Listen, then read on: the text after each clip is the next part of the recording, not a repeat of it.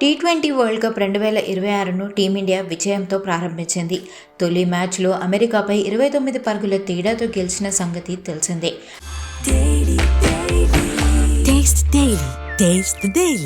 అయితే నమీబియాతో జరిగే మ్యాచ్కు ముందు టీమిండియాకు ఒక సవాల్ ఎదురైంది. ఆ మ్యాచ్లో మొహమ్మద్ సిరాజ్ ఆడతాడా లేదా అని.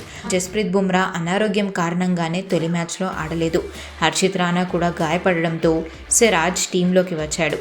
అమెరికాతో జరిగిన మ్యాచ్లో భారత బ్యాటర్లు అమెరికా బౌలర్లను ఎదుర్కోలేక ఇబ్బంది పడ్డారు. కెప్టెన్ సూర్యకుమార్ యాదవ్ను మినహాయిస్తే మరే ఇతర బ్యాటర్లు అంతగా రాణించలేదు.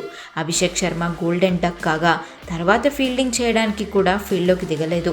అభిషేక్ ఇంకా పూర్తిగా కోలుకోలేదని, కడుపు నొప్పి అస్వస్థతతో ఇబ్బంది పడుతున్నాడని సూర్యకుమార్ యాదవ్ చెప్పుకొచ్చాడు.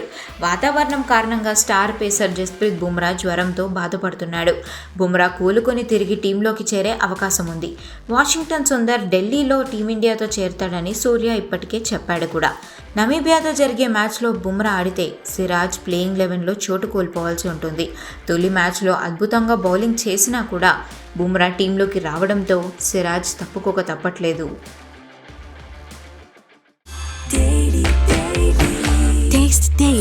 Taste the Daily.